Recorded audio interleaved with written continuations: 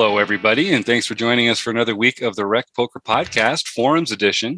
I'm your host, Jim Reed, and I'd like to thank website AMP and Running Aces Hotel, Racetrack, and Casino for being our sponsors and making all of this possible. If you want to find out more about me, you can go to rec.poker/crew, where you can find out about me and all the other members of the Wrecking crew, and including several that are here this week. Chris Jones, why don't you lead us off? Well, I am Chris Jones, spoiler alert, and you can find me on 5B5 on Twitter and 5x5 on PokerStars. And I am John Somsky. I am Poker Geek MN everywhere. And I'm Keith Brandt, and I am Monkey System everywhere. And I'm Kim Kilroy. I'm Fergie56 on PokerStars and PetBet33 everywhere else. And I'm Rob Washam, and I'm Rabman50, just about everywhere. Like I said, I'm Jim Reed, Blustrini in the home game, and because I've got the best job in the world, every week I get to hang around with this panel of Rec Poker wizards and talk about poker strategy. It's Monday night, so we're all trying to steal each other's chips in the Rec Poker home game on PokerStars. And just like every week, we're going to take a post from the Rec Poker forums and talk about it here with the panel on the air. So this week, I'm actually cheating a little bit. I'm taking a forum post I wrote myself, and it's not about a particular hand so much as it's about a particular spot in poker.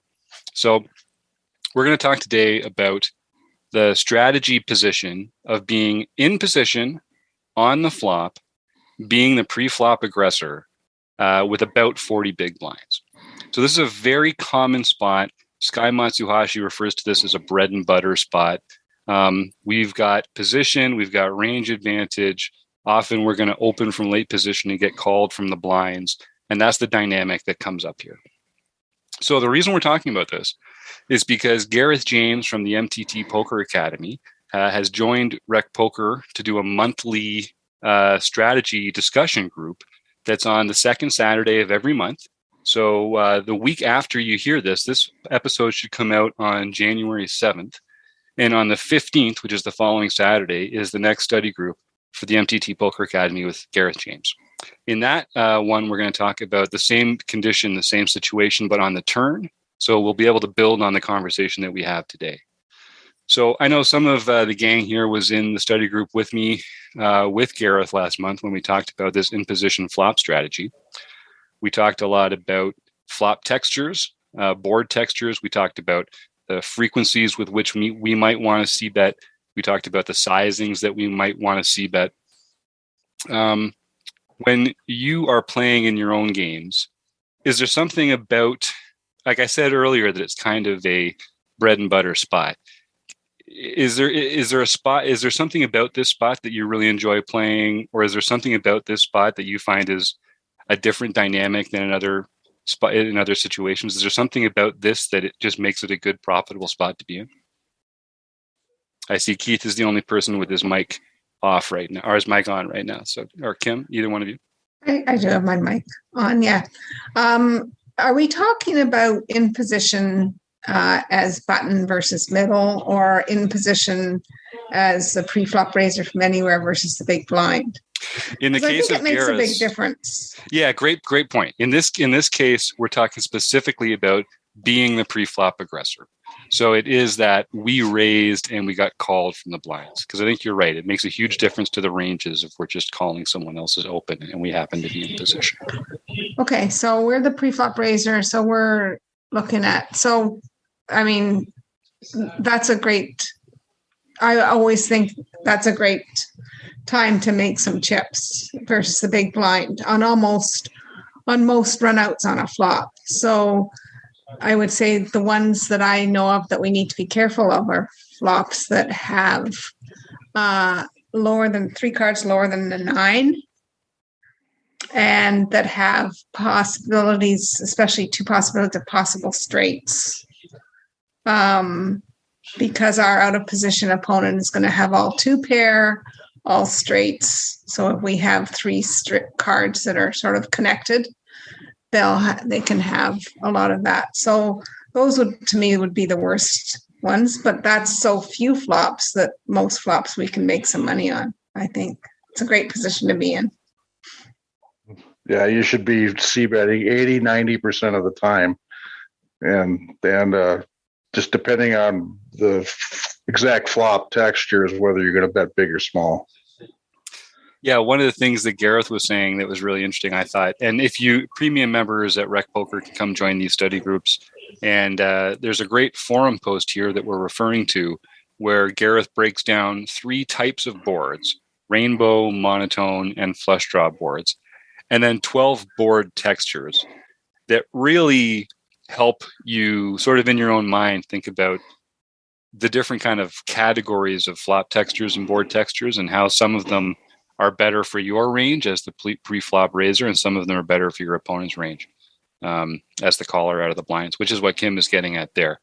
So some of these like low connected flops that come like 7, 6, 5, that's going to interact much stronger with the range from the calling player in the big blind than a flop like ace 10 2 that is just going to be easier to connect with the kind of range that you'd have as the open raiser. So the way Gareth does it, he's got 3 types of boards and 12 different board textures. When you gang are playing, do you break it down that in that many categories in real time, or do you think sort of generally about sort of like wet or dynamic boards versus dry or flop boards, or how particular do you get in how you're breaking them down when you're playing? It's a race. Go ahead, Chris. I mean, I definitely do. I mean, I definitely think about the kind of boards that Gareth lays out here, which, have the boards where we have advantage, the boards that are going to change radically. Those are going to influence my bet sizing quite a bit. And then, the other boards that I'm maybe more cautious than I should be, but the ones that I really hate playing in this role are these like the middle of the board, really connected ones, sort of like those 10-9-8 type boards. I feel like those are, or even Jack 10-8, those kinds of boards I feel are some that I might choose not to see bet on, in certain dynamics. If it's a player who I think is more capable of pushing back, there's certain big blinds that I think you can just see bet with abandon, and then there's certain ones where you've got to pick your spots a little more carefully. I agree with that, especially if it's the small blind that's called us. Because their range is going to be stronger. And also, if we're out of position, I would sort of go along with that as well. But I'm not usually afraid on those sort of as much on those Jack 10-9 kind of boards, because most of the time the big blind's not going to connect with that. But if we've been called by in position by the small blind, they very well may be playing cards that connect well with that. Yeah, that's a great point about the calling range from the small blind being a lot tighter than the calling range from the big blind, where you're kind of required to defend more widely, getting to close the action for a better price. So that is something to pay a lot of attention to. Yeah, the small blind has to worry about the big blind behind them. So they're not closing the action. So their range has to be a little bit tighter than the big blind's range. Plus, it costs them a little bit more than the big blind to call. I think, we talked about, different range or different textures or flop textures. I think a lot of that informs you how often you're going to see bet that type of flop, and also the sizing that you're going to use. There's some flops that are kind of scary for the in position opener, with possible straights. I think Kim mentioned that. Ones with possible straights, open-ended straight draws, flush draws, and things like that. So there's a couple things that you can think about. One of them would be, I want to c-bet this flop, but I'm going to c-bet a little bit smaller. Because a lot of people are going to be pretty inelastic, and they're just going to fold regardless of the bet size if they've totally whiffed or totally missed. And you're going to hear about it real quickly. Now, if you're going to get check raised on one of those types of boards, it'd be easier to get away from the hand if you've only put like a third of a pot bet in there to start with, as opposed to a 2/3 pot bet. So not only the frequencies, but you also look at the bet sizing that you would use that on those potentially scary flops. Yeah, whenever I'm thinking about that, I always feel like if I'm betting, the more of my range that's betting, the smaller the bet should be. And so in spots where I'm choosing to check behind with more hands, I should be betting bigger, even though my range that bets is still a balanced range. It's just it's a smaller range. So that we won't get into exactly the one-to-one math on that, but it has more to do with your opponent's range than it does necessarily with your own and how they're going to respond with the combos that they have available to them. So I guess one thing also, we talk about this being in the framework of, a solver versus a solver. So if your opponents aren't continuing in the way that a computer might, or if they're not responding to C-bets in a way that a computer might, like most opponents, that would affect your own choices for how often to C-bet or to what sizes. And I think people should always exploit their opponents and should just use GTO as a place to get started. So is there something about the games that we're playing in that would make us more inclined to C-bet at a higher or lower frequency? Like, I always feel like the populations that we play against tend to raise as a bluff less frequently than would be perfectly optimized to do. So I'm generally comfortable overfolding versus population in spots like that. Would that affect anyone on the panel here? Would that affect your decision to C-bet in certain times or the sizing of your C-bet or anything like that? How do you exploit players at our level with your C-betting?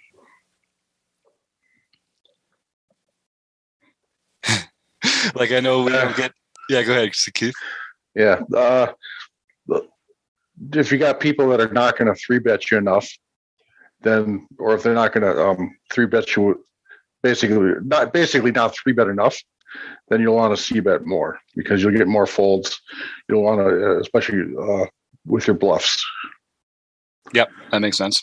Yeah, there's a lot of times you can C-bet like just one big blind or just 20% of the pot and they'll fold. And you can be exploitative because you can bet larger when you actually have a good hand. And they're going to call you or going to either way.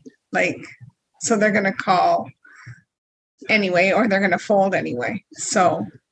And another thing I've noticed quite a bit is you have some people who've heard that you're supposed to C-bet a lot, so they'll call it you 100% of the time just because they don't believe you, and then you could exploit them by C-betting and then barreling on the turn big and getting them to fold, because usually the turn is their street of honesty. With some people, the river is their street of honesty. With most of them, the turn is. Nice, I like that. That's exactly correct. And I think that's something that you can, apply to a lot of people betting smaller on the flop and bigger on the turn. That does good things to your opponent's range. And that's a good technical way to be looking at it. So I know the next time we talk to Gareth is going to be on January 15th. Actually, that's Martha's birthday. How about that? That's a small world. So Martha, yeah, we're going to be celebrating your birthday by talking to Gareth James in the study group here on Saturday. So maybe we can catch you then. We'll be talking about turn texture in position. That's free for any Rec Poker Premium member. So if you can go to rec.poker and sign up there, use the code RecPoker and get your first month for only $5. You can come and join Martha and the rest of the gang here for our study group with Gareth James, which will be a lot of fun. So we'll take what Keith was talking about there about betting small on the flop with a wide range and then sizing up on the turn to get the most out of our opponents and get some good folds. I do think sizing is really the key piece for this. When you're trying to play in an unexploitable way yourself, using small sizing is a way to save chips. And then generally deviating from it when your opponents are not going to pay attention. It's just a great way to extract max value from them sizing up and over leverage their folds by sizing down. Costs you less when you do it. Yeah, Chris. And the other time I really like sizing up, like on those sort of disadvantage boards. So like, we're talking about like a low disconnected board, like an 8-3 deuce board, let's say, and we've got a strong holding, or we're just, trying to keep going. Those are boards that I think are really, even though they tend to maybe favor a big blind range, I like sizing up, and that tends to get you some more folds, and it also protects you against check raises as much. It's much harder to check raise a bigger bet. So that's another reason to consider, because it's pretty, if you bet 25% on a board that really favors the big blind, they should be check raising you a decent number of times. Now they may not always do it, but it can, if you're up against an opponent who might do it, then that's going to help protect you a little too. Nice. Well, there's some great other posts in the forum here by Coach Gaz himself, Gareth James, but also by Dan W., Chapo, Eric Anderson. And there's a lot of really good comments in here about the value of geometric pot size, the different kind of bet sizings that you can use on different streets to make sure that bottom chip goes in on the river, and some really good ways to think about kind of approaching your betting as a multi-street game, and not just what do I want to put in the pot right now, and how that can help you become a better poker player. So Keith, I think I was going to ask you to talk about your study group, but this is going to come out the day after. I'm sorry, I got the math wrong on the schedule. So unfortunately, I know we're meeting on Thursday, like we do on the first Thursday of every month, Keith, to talk about advanced poker training and your study group. Why don't you talk a little bit about that and how people can join us? All you have to do is go to Monkeys Off Table Tools group, and the meetings are on Thursday at 6:30 p.m. Central Standard Time. And we'll use advanced poker training. I'm going to share my screen with it because I have a subscription. And then we're going to play Beat the Bots by committee. And the last month it was fun. It was. So we're going to do it again. And in the meantime, like if we run into an interesting spot, we could stop, put on the brakes, pull out Range Trainer Pro or Flopzilla or whatever other tools that we think we need to analyze the spot and talk about it. And I think basically doing Beat the Bots by committee is a good way to learn, because they come in with random hands and you never know what you're going to get, and then you work on it, and it's fun. Yeah, and educational. It's been great. It's been a great way to get to think about poker with our friends too, and explore those different decision trees. So by the time people hear this one, the next one will be on Thursday, February 3rd. So people can join for that one. And you can catch videos of the previous session by joining Keith's group, the Monkeys Off Table Tools group there. So let me see, gang. I guess without any further ado, I would like to thank everyone who posted in the forum. Of course, website AMP and Running Aces Hotel, Racetrack, and Casino.